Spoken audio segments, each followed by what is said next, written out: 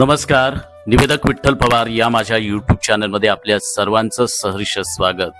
दत्त जयंती या प्रसंगी आपले विचार, या प्रसंगी आपलं मनोगत, उत्कृष्ट भाषण अर्थात शुभेच्छा भाविक भक्तांना कशा द्यायच्या. श्री गुरुदेव दत्त. दत्त दत्त ऐसे लागले ध्यान, हरपले मन झाले उन्मन, मितूपणाची झाली बोलवण, एका जनार्दनी श्री दत्त ध्यान. सर्व गुरुदेव भक्तांना श्री गुरुदेव दत्त जयंती निमित्त प्रथमतः मी मंगलमय शुभेच्छा देतो. मंदिरातला हा दिव्य प्रकाश आणि दत्त महाराजांची ही अलौकिक मूर्ती आणि आपल्या समोर उभा असलेला हा भक्तिमय सोहळा मनाला एक अनोखी प्रसन्नता देऊन जातो. आज दत्त जयंतीच्या या पावन मंगल दिवशी आपण सर्वजण एकत्र आलो. हीच दत्तांची कृपा आहे. भगवान दत्तात्रेय हे त्रिदेवांचे अर्थात ब्रह्मा, विष्णू आणि महेश यांचे प्रत्यक्ष अवतार. पण त्याहून मोठी गोष्ट म्हणजे त्यांनी जीवनाकडे पाहण्याचा जो दृष्टिकोन दिला तो आजच्या आधुनिक जीवनालाही तितकाच उपयुक्त आहे. दत्त महाराजांनी निसर्गातील 24 गुरूंकडून शिकले. वारा, पाणी, पर्वत, चिमणी, मधमाशी, अग्नी प्रत्येक घटकातून त्यांनी शिक्षण घेतले आणि मानव जातीस सांगितले, शिकण्याची वृत्ती असेल तर विश्वातील प्रत्येक अणूमध्ये, प्रत्येक घटकामध्ये शिक्षक दडलेला आहे. आज आपण या दत्त जयंतीच्या या मंगल दिवशी स्वतःला एक प्रश्न विचारूया. आपण शिकतोय का? आपण बदलतोय का? आपले राग, आपली चिडचिड, आपला हावभाव, आपले द्वेष, नकारात्मकता, आपले दुर्लक्ष या सर्वांना कमी करण्याची इच्छा आपल्या मनात आहे का? कारण दत्त महाराजांची शिकवण हे एकच सांगते, समत्व म्हणजे जीवनाचा खरा धर्म. आपण पाहतो आज जगात ताणतणाव खूप आहे, भांडणं आहे, द्वेष आहे, संघर्ष आहे, स्पर्धा आहे. एकमेकांमधला आपलेपणा आज कमी होत चालले.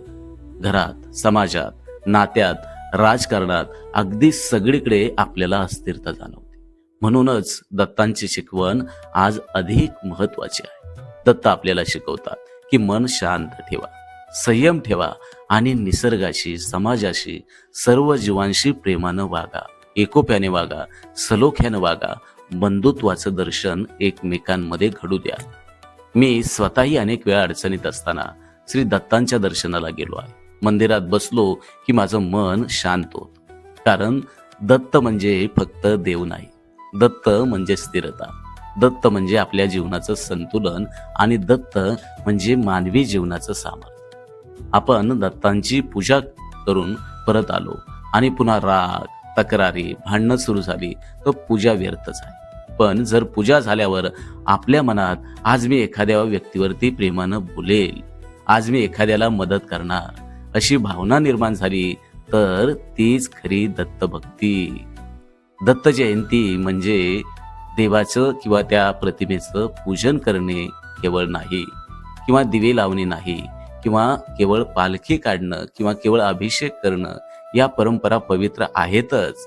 पण त्याहून मोठं म्हणजे दत्त हे तत्व आणि सत्व आपल्या जीवनात उतरवणं, वडीलधाऱ्यांचा मान ठेवणं, छोट्यांवरती प्रेम करणं, निसर्गाचा आदर करणं आणि स्वतःला सतत शुद्ध करणं हीच खरी श्री दत्तात्रेयांची पूजा आहे.